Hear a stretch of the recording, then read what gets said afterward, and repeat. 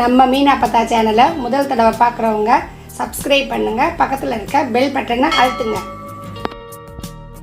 வாங்கப்பா, எல்லாருக்கும் வணக்கம். நேற்று எனக்கு 1000 சப்ஸ்கிரைபர் வந்துட்டாங்க. அதுக்கு எல்லாருக்கும் மனமார்ந்த நன்றி. ஏன்னா உங்கள் ஆதரவு அப்பத்தாவுக்கு நிறைய தேவைப்படுது. உங்கள் ஆதரவு கொடுக்கறதுனால தான் எனக்கு 1000 சப்ஸ்கிரைபர் வந்தாங்க. இனிமேல் நீங்கள் கமெண்ட்ஸ் நிறைய கொடுங்க, நிறைய சப்ஸ்கிரைபரும் கொடுங்க. நீங்கள் கொடுக்குற போஸ்டரில் தான் நான் அப்பத்தா நிறைய வீடியோ போட போகிறேன். நீங்கள் உங்களோட ஆதரவு எனக்கு ரொம்ப ரொம்ப முக்கியம். சரியா? இன்றைக்கி அப்பத்தா லஞ்சுக்கு தக்காளி சாதம் போட போகிறேன். எப்படி செய்யலான்னு வீடியோக்குள்ளே போகலாம் வாங்க.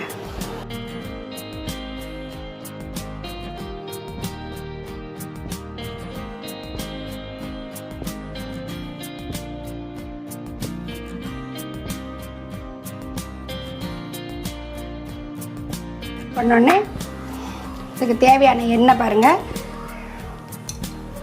இது புளிக்கரண்டி விட்றேன் பாருங்கள். 1 2 3 4 5 100 எண்ணெய் கரெக்டாக விடலாம். கடல் எண்ணெயோ ரீஃபைண்டோ நம்மக்கிட்ட எண்ணெய் இருக்கோ அதை விடலாம்.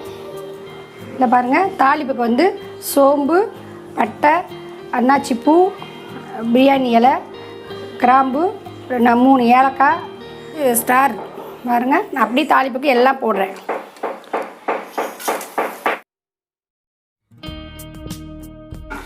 போட்டோன்னே ஆனியன் போடுறேன். ஆனியன் கொஞ்சம் வதங்கட்டும், லைட்டாக பொன் முறையில் வரட்டும்.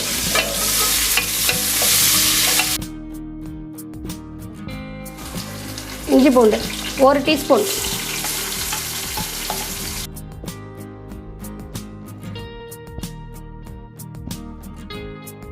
அரிசி 600 கிராம் எடுத்திருக்கேன்.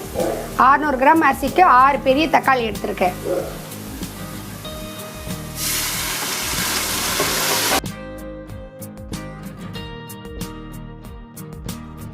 நல்ல பழுத்த தக்காளி. இது 3 டம்ளர் அரிசி எடுத்திருக்கேன்ப்பா. இது 1 டம்ளர் 200 கிராம், 3 டம்ளர் 600 கிராம் நல்லா கழுவி ஃபில்ட்ரு பண்ணி வச்சுருக்கேன். சாதாரண ரெகுலர் அரிசி தான். 3க்கு 6 டம்ளர் தண்ணியை அளந்து ஊற்றணும்.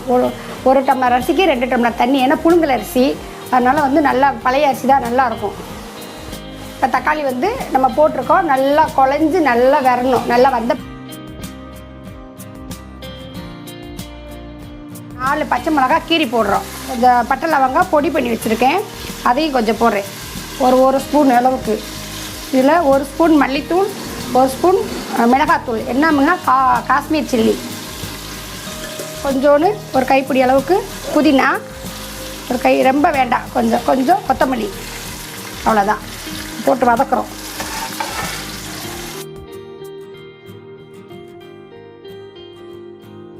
கொத்தமல்லி புதினாலாம் நல்லா அலசிட்டு போடுங்க. இதில் தயிர் 1 கப்பு சேர்க்குறேன். பிரியாணி மாதிரியே இருக்கும். மட்டன் சிக்கன் பிரியாணிக்கு அதே டேஸ்ட் வரும். நல்லா தண்ணியெல்லாம் வடித்து வச்சுருக்கோம். ஒரு 1/2 மணி நேரம்.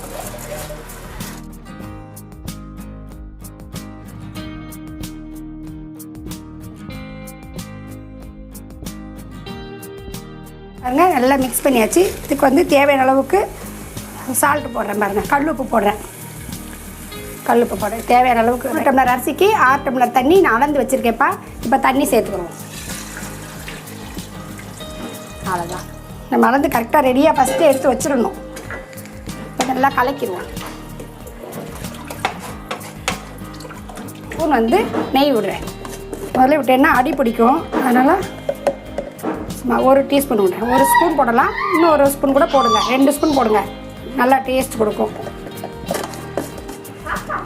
கொதி வரவுமே நம்ம விசில் போட்டு இறக்கிடலாம். கொதி வரும்போது நம்ம ஒரு கலக்கிடுவோம். இப்படி விட்டு கொதி வரவும் நல்லா அரிசியை எல்லாமே இப்போ இந்த இதில் விசில் போட்டுருவோம்.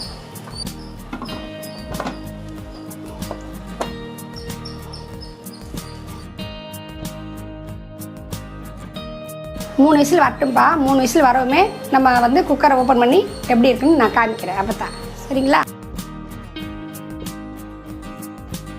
பாருங்கப்பா, இப்போ வந்து நம்ம சாப்பிட்றதுக்கு ஒரு இலை எடுத்துக்கிடுவோம்.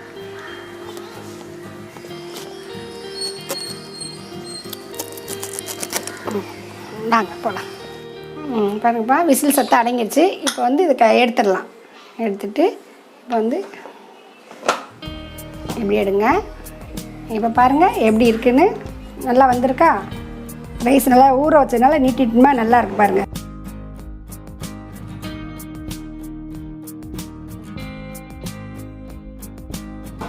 சூடு ஆறட்டும். நான் அப்போத்தான் உங்களுக்கு சாப்பிட்டு காட்டுறேன்.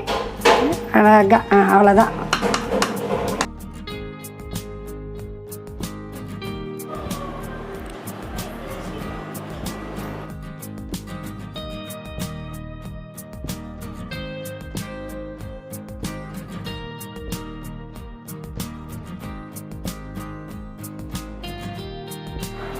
வாங்கப்பா, நம்ம சாப்பிடுவோம். இப்போ அப்போத்தான் வந்து சாப்பிட்டு காட்டுறேன்.